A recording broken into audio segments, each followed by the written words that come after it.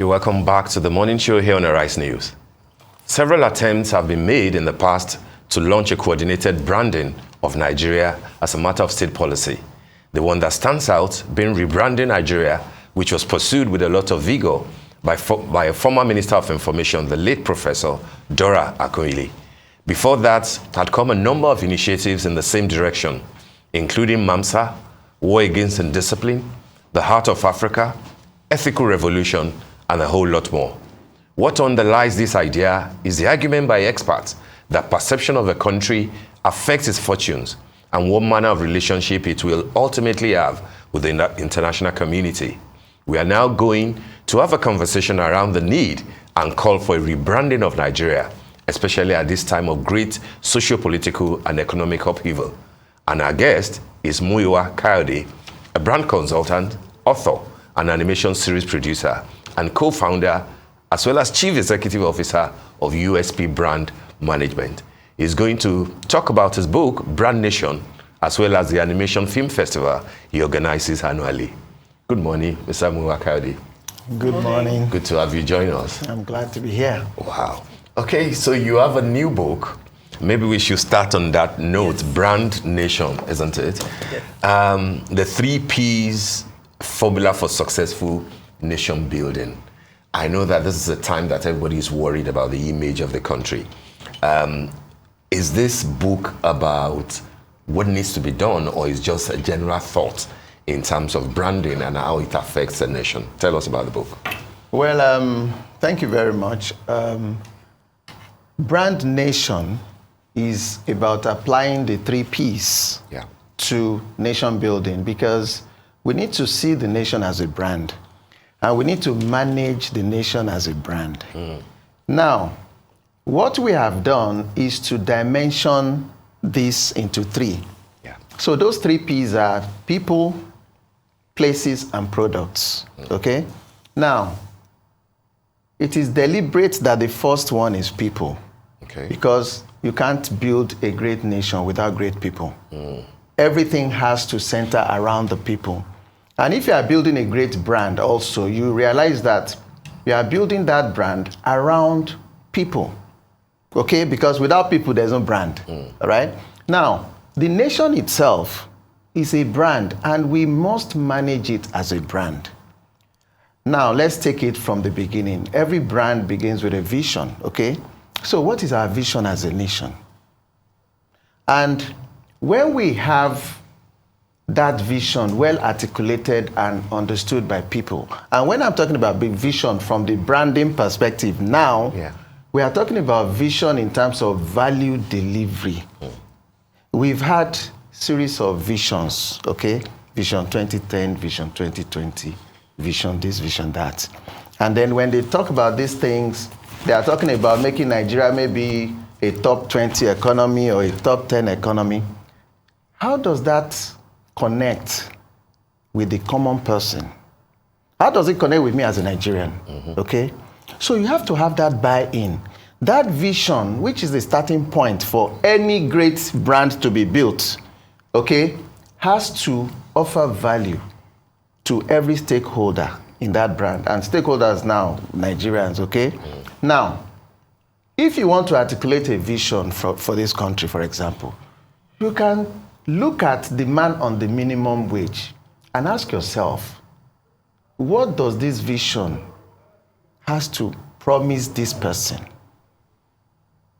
We should articulate vision in a way that gives somebody, maybe a civil servant who is on grade level 10 or grade level 11. You should be able to know where you will be 5 years from now, 6 years from now, 10 years from now. As a Nigerian child, from the day you are born, you should be able to project, okay, every child born in this country, by the time the child is 5, this is where this child should be.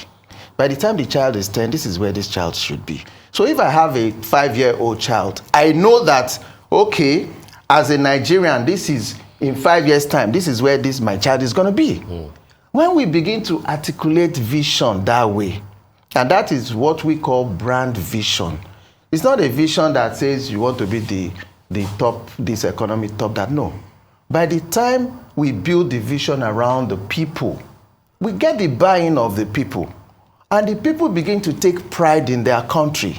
Okay? So we are not going to be changing perception by trying to put stories out there and getting PR consultants. No.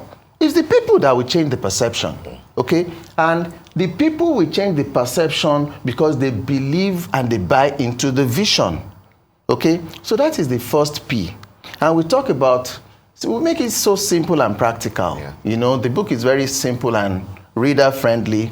And one of the things I've also done is, and in our practice, every time we talk about brand management, we break it down to simple, practical solutions, things that can be done. Yeah. Okay? It's one thing to have ideas, it's another thing to have workable ideas that can actually be implemented.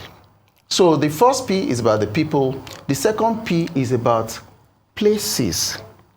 What do we do about branding our places? What do we do about destination branding? Okay, what do we do about our cities? How do we attract and position, how do we position our places that we can take pride in? That is places. We need to brand our places. And again, branding our places is not about talking, it's about doing. Because branding is not what you say, it is what you do. Okay? So when you do these things, then you now say it. Then people can see that what you're doing is what you're saying that you're doing. You don't even need to say it. People will say it for you. People who love what you're doing will say, oh, this is what you're doing. Okay? So that is places. Yeah. Then the third one is products. How do we position our products in such a way that when you take a Nigerian product out of the country, it says something about the country? How do we leverage those things that are unique to us, as a nation? How do we make them into global brands? Yeah. How do we make Suya a global brand? Our music is... How did you know I was thinking about Suya? Our music is... Alligator Suya. But jollof rice is getting there, is it? Yeah, but jollof rice, Ghana is in the mix, Senegal is in the mix, you know, it's a tussle. We have some things that are unique to us. To us, yeah. Those are the things we need to focus on and make them global brands. We can make our pepper soup. We can make it a global brand. And those are things that we know that when Nigerians travel out, one of the things they miss the most about this country is the food. Because there's just so much and it is just so good. We have the best food in the world. I always like to say this, the best food and the best music. We have the best in the world when we're talking about music and food. So what are we doing? We already have the ingredients, we already have the raw materials to build a great nation brand. We're not going to do it by just saying we're a great nation, okay? We're going to do it by putting a deliberate policy in place. So what Brand Nation, the book, is saying is that, look, we need to make the principles of branding, we need to put these principles at the heart of our nation-building policies. Yeah. And when we do that, it will be so exciting to see how things will just fall into place. A whole lot of things are scattered about the country right now, not because the raw materials are not there, but because we just need to align these things, apply the principles of branding, and it will just be so exciting. No, I love the fact that you touched on putting in deliberate policies in place. Now, what image would you think would sell best? For example, you know, we've heard a lot of people just saying that, you know, I'm Nigerian, but I'm not a Nigerian, and all of that. You've touched on people, places, and product. Now, I tend to go with the idea of giving that people, the idea of people, recreating people to understand what being a Nigerian is. You know, Americans are very ethnocentric. An American can tell you, you know, New York is the greatest city in the world, yes. And they'll go on to compare New York to other cities in the world. How can we build a nation to have a Nigerian know that they are Nigerian or love Nigeria as it should be? Okay, now that comes around to, there's a meeting point for these 3 Ps, okay? So what you are talking about now, we have Nigeria, which is the most populous black nation in the world, okay? We have Nigeria, which is the biggest country in Africa and the most populous, okay? We have been called giant of Africa, right? So what do we do? If we want to apply, these are like the raw materials, the pillars that we already have. So if we want to apply these things to nation building, I would want to see a situation where, okay, we are the biggest nation in Africa. What is it in Nigeria today that is the biggest in Africa? Yeah. Do we have the biggest stadium? Do we have the biggest hospital? Do we have the biggest university? Do we have the biggest skyscraper? We don't. And we should. Right. So I want to go out there and say, I'm coming from the biggest country in Africa, and we have the biggest this, we have the biggest that. Right. Then I'm proud. Right. So these are the things we need to do. We need to define what kind of nation we want to be. We need to define what kind of brand. We need to do the brand definition of Nigeria. And we have the raw materials to do it. It's so exciting. We have everything. We just need to put these things together and let it distill into our actions. But isn't that what Obasanjo and Akinwumi tried to do with the Heart of Africa project, Great Nation, Good People? But then almost 20 years down the line, it looks like we're still struggling to rebrand Nigeria. Well, you know, brand nation is not about rebranding Nigeria. No, I'm not talking about the book. I'm talking generally. That there hasn't been any sustenance of what they tried to do. I remember that President Obasanjo even appeared in a CNN advert for the Heart of Africa thing. Part of the trouble with that concept, though, was that it looked like the Obasanjo administration was jettisoning the idea that we were the giant of Africa for a new buzzword, you know, Heart of Africa. We didn't quite sink, you know, in people. Well, you know, the thing again with branding is you have to have credibility with whatever you are communicating. Yeah. Okay? And that is why it starts with creating value. We have to create that value before we go out there and tell the world. The Obasanjo government you are talking about, I would have been excited if when the Abuja Stadium was being built, I would have been excited if they say, okay, this has to be the biggest and the best stadium in Africa. Okay. Like the Maracana of Africa. Exactly. And then we know that, yes, we are serious. Okay? If we are going to do anything, it has to have a trademark. It has to make a statement about this country. That is how we go about it. If we go on CNN or we go on anywhere and we start talking about good people, great nation, it is good. But that is not the starting point. The starting point is to define our nation. What kind of country do we want to be? How do we want the rest of the world to perceive us as a country, as a nation? And then when we are clear about that, we now take practical steps to make it credible. So we are not just making empty claims, okay? And the branding or rebranding or whatever it is we are doing around the branding is not a cosmetic exercise just to tell people this, tell people that. No, it is actually doing. Branding is doing. It's more of doing than saying, okay? And that is how we need to approach it. All righty. You obviously are speaking about branding and how important it is to be able to market yourself or market a country in a way that allows a country to reap the benefits of that. And as you've said, it's difficult to brand yourself or market yourself that way if there is no value. So if we're talking about Nigeria, I know you've spoken at length about the 3 Ps and those different principles that need to be implemented in today's in the future of Nigeria's politics. But one thing that we like to do here, let me not speak for my colleagues, is to obviously accept what the topic of conversation is, but also shift it a little bit, because this is a time for change in Nigeria. We are approaching an official election cycle, and obviously this is a time where politicians and political parties and individuals are marketing themselves. So how do you think value can actually be shown through marketing techniques? Because sometimes when people speak to brand strategists or to marketers, there's sometimes a feeling of this person's not as honest as they want me to believe they are. It's the makeup that they want me to believe. There's no substance to what they're trying to sell me. So how can people, politicians, Nigerians, understand what true value is? Well, again, I'm going to apply the principles of branding to this.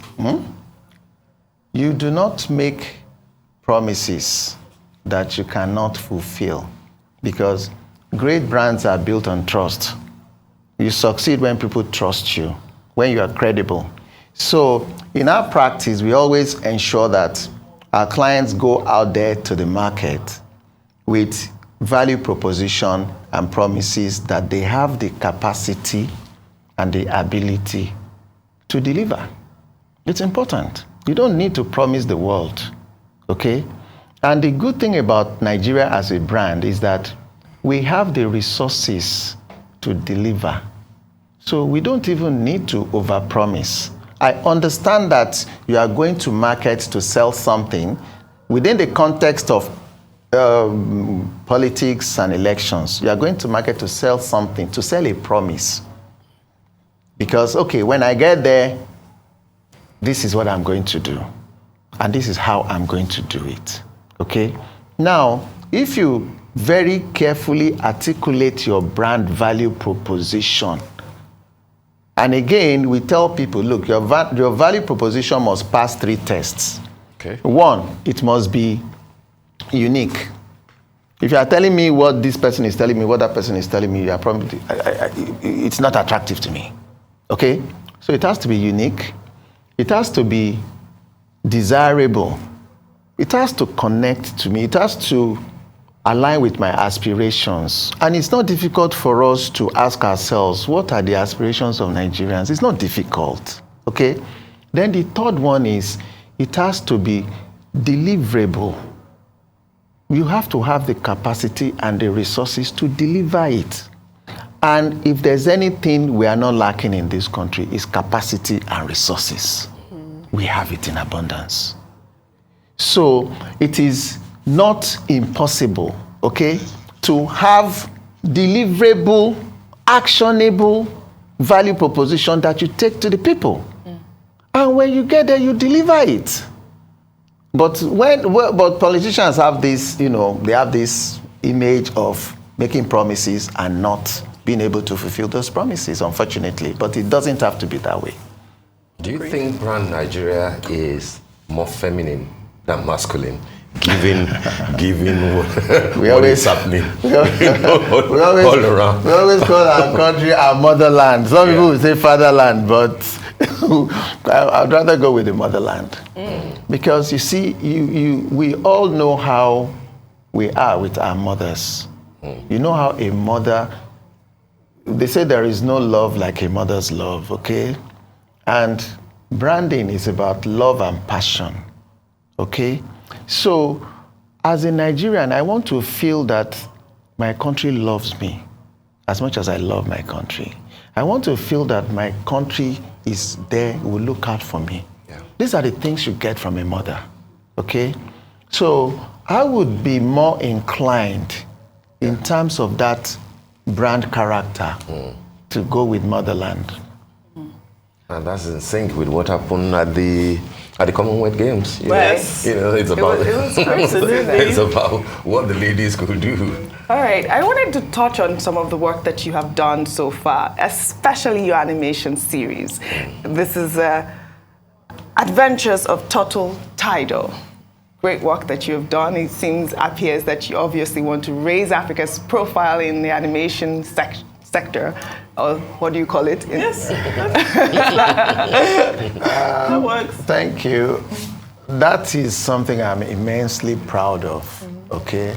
And again, it has to do with our brand identity as a nation. Yes. My kids grew up watching all these foreign cartoons, and I wasn't completely happy with that. I said, okay, why don't we have Nigerian cartoon for Nigerian children? voiced by Nigerian children, talking about Nigerian things, talking about Nigerian food. So now with the adventures of Turtle Title, the kids can watch a cartoon that talks about the things they know, they live with every day. So the star character goes somewhere and is eating amala or is eating egusi soup and all of that. These are things that are new to them and they love it. And another thing about the Turtle Title series is that the essential message of the Turtle Title series is diversity and inclusion. Because Turtle Title is a character who goes on an adventure to different parts of the country, and everywhere he goes, and of course we've done all the 36 states of the country, and everywhere he goes, he plays with the people, he makes friends, he learns about the culture, what they eat, how they act. The message is that when we understand why people are different from us, Correct. we respect them. That is why there's that inclusion from the Black Barbies. It's a message that the world is so desperately in need of right now, not just Nigeria. Yes, we do too, okay? And because it is focused on children, their pure, innocent minds have not yet been polluted by prejudice and bias and all of that. You know, so we are focusing that series on influencing the younger generation, you know, to have a more open mind, okay? And to understand also the cultural diversity, not only within Nigeria, but across Africa, because we are taking the series across Africa. We've done 36 states of Nigeria. The next phase is now we are going to different African countries, because ultimately it's going to be a Pan-Africa franchise. Okay, so that is what Adventures of Turtle Title is all about. And on the African animation thing, we created an animation festival called Lagos International Festival of Animation, Lifanima. And we've done that every year now for 6 years. For 6 years? Yeah. That's fantastic. Well, we don't have much time. I can see you're very proud of your product. I can see that you're wearing a t-shirt. Yeah, I see that. Well done. Thank you, Mr. Muyiwa Kayode. The book is out, right? Yes. Where can people get it? It's on sale. It's for the ebook, it's on okadabooks.com. It's just 3,000 naira. And then the hard copy is on sale in 3 formats on amazon.com. All right. Thank you so much for joining us this morning. My pleasure. It's time now for a short break, and when we return, we shall again visit the issue of insecurity with security and defense analyst Dr. Kabir Adamu, who last night spoke with Arise Newsnight on this urgent matter of national importance. Stay with us.